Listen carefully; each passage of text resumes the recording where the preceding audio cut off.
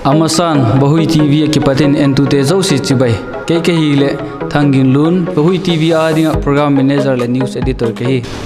tulai khang printing media newspaper sim ul sim man ki tom tak jekin inamin news printing khela electronic news media ailo le digital media hi poimo akisa je chu supiting thading akum tak jekin pathian lo pina ipi hi mi bol khak nai ke lo bol gu ki hi pu mi to ki khut japa heading poi mote ki zilin ei ma paw nge Bahui TV pai pe news sim do thading in akum ta hi je news hi inamin ei to sot lowa e support lo hi le bang ma chan tung lo ding hi jekin inam kanami pi te ho nu le pa u le naw te ho to sot na le pan pina ka mo tak zatui ti chule ko ta la jen la Bahui TV channel hi YouTube lambe below in GTPL cable network noya HD hian lang HD lo hi le mu the na uma jigul tinga jiting itun the naw hi pathian ma pui hoina ba ka pu bi lun thang malaw na jiting ki tum the hi ki ka wak ta la no ma ama tu le ki pa thu Bahui TV channel hi board member ki sima je board member te chu kong talat masangin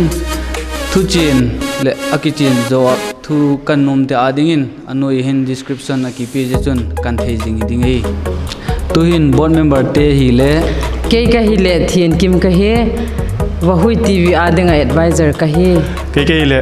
thangmon vai phe ka he Bahui TV adinga general manager ka he ke le thangro chung vai phe Bahui TV adingin station manager kahi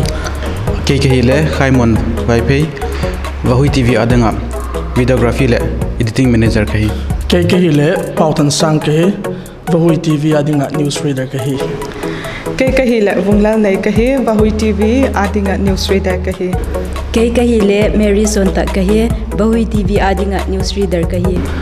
tuin representative se hi le amala maung ki introduce in ka kinga kichu hi Amasan Bahui channel enthatu zo si chibai ke hile David ke tule tu hin ISTV YP program secretary ke hile as thanglem sim YP ke ISTV YP channel secretary and production management katu ke hile nenglal sang ke tulai ta hin ISTV YP channel program manager katu lai ta Bauma